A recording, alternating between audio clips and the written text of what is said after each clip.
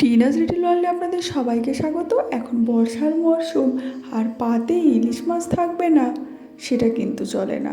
তাই আজ আমি একদম কম তেল মশলায় একদম ইজি একটি রেসিপি আপনাদের সঙ্গে শেয়ার করলাম, কারণ আমি আজ এটাই বানিয়েছি।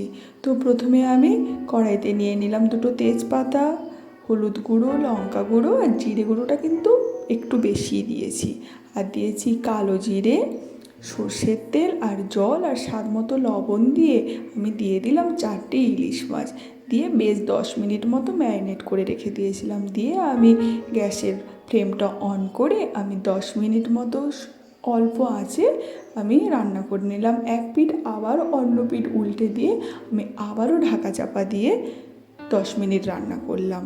আর এটা গরম ভাতের সঙ্গে কিন্তু আর কিছু লাগে না, এটাই একটু ঝোল ঝোল করে খেয়ে নিন, খেতে কিন্তু ভীষণই টেস্টি।